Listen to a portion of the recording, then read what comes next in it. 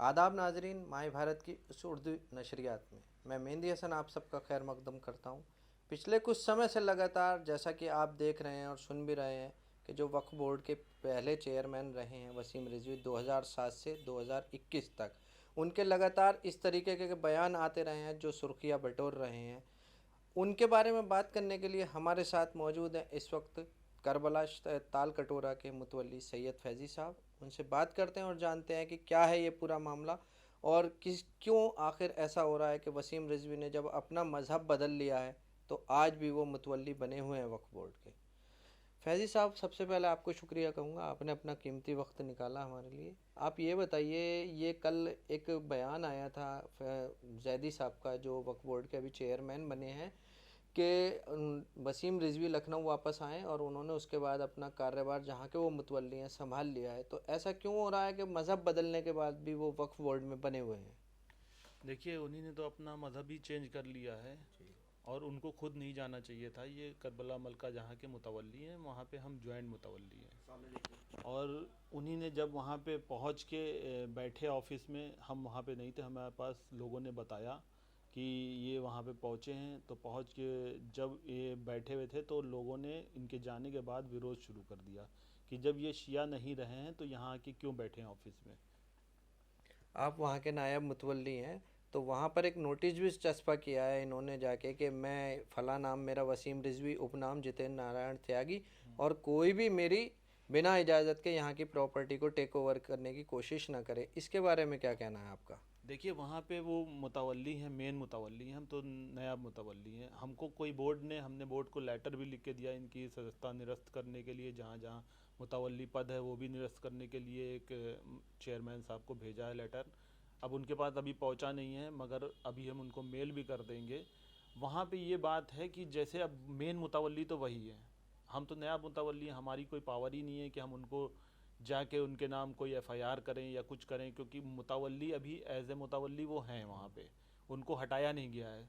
वो जो है उन्हीं ने जाके कल एक नोटिस लगाया है, एक एक नोटिस लगाया है। नोटिस के ऊपर उन्हीं ने सारी चीज़ें लिख के दी हैं कि हमको लीगल तरीके से बोर्ड मान दे एक क्या कहते हैं सूचना कि हम जो है उनको चाबी सौंप दें। उस पर लिखा है बाकायदा साफ साफ, और तब हम उनको पूरा चार्ज देंगे जिसको भी वो बनाते हैं। इस्लाम धर्म में हयाती ख़ब्र की एक मेन जगह होती है। हयाती ख़ब्र से मुराद क्या है? देखिए, हयाती कब्र उनकी जब तक के यहाँ थी जब वो वसीम रिजवी थे। उसके बाद जब उन्होंने अपना धर्म परिवर्तन करा तो उनकी यहाँ से करबला से निरस्त कर दी गई कब्र। अच्छा, ये बताइए, ये जो वक्फ बोर्ड का पूरा मैटर चल रहा है पिछले कुछ लगातार 3-4 साल से, अभी जब आप लोग मुतवल्ली भी बने, वसीम रिजवी साहब भी और आप भी, तो जब आपको इलेक्टेड किया गया तो उसके बाद भी बवाल मचा के इनको चुना, गलत चुना गया, तो ये आखिर वक्फ बोर्ड की संपत्ति के लिए मामला हो रहा है या आप लोगों की आपस की राजनीति है? देखिए, मुतावल्ली कोटे से सदस्य का चुनाव था, जिसमें जब वसीम रिजवी ने कोई ऐसा बयान नहीं दिया था तब चुनाव हम लड़े थे। साथ में ही दोनों लोग बोर्ड से मेंबर हुए थे। उसके बाद जब उनके बयान रसूलुल्लाह की शान में और कुरान के बारे में जो उन्हीं ने गलत सलत बोला है, अब हम उनके साथ उस तरीके से नहीं हैं। और हमने ना उनका साथ, अब उनके गुनाह है अगर उनके साथ भी रहें या उनसे बात भी करना पसंद नहीं है अब हमको। जो अभी हाल में चेयरमैन अली जैदी साहब बने हैं, उन्होंने ये वादा किया है कि वो जितने भी वक्फ बोर्ड के घोटाले हैं उनकी जांच कराएंगे और जो लोग कब्जा करे हुए हैं प्रॉपर्टियों को उनको खाली कराएंगे। अली जैदी साहब की कार्यशैली के बारे में क्या कहेंगे?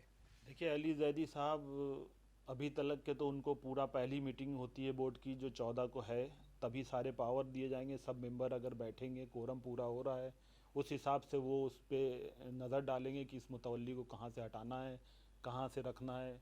अभी तो एकदम से बेचारे वो भी नहीं ले सकते हैं फैसला, क्योंकि अभी बहुत बड़ी बड़ी चुनौतियाँ हैं उन पे। पूरी कौम को उम्मीद है कि वो अच्छा काम करेंगे, अच्छे घर से हैं, अच्छे ख़ानदान से हैं।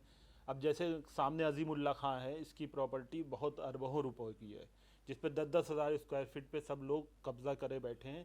सारी उम्मीद जितनी भी शिया कौम है अब लगी हुई है कि सबसे पहले अली जैदी साहब इसकी बाउंड्री कराएंगे, इसको अपने कब्ज़े में लेंगे। और हम लोग को भी यही उम्मीद है, हम लोग उनके साथ मेंबर हैं तो साथ के साथ रहेंगे इस चीज़ों में। वसीम रिजवी भी कुछ इन्हीं वादों के साथ बने थे मेंबर और वक्फ बोर्ड के चेयरमैन। तो क्या आपको लगता है कि अली जैदी साहब इन वादों को निभा पाएंगे?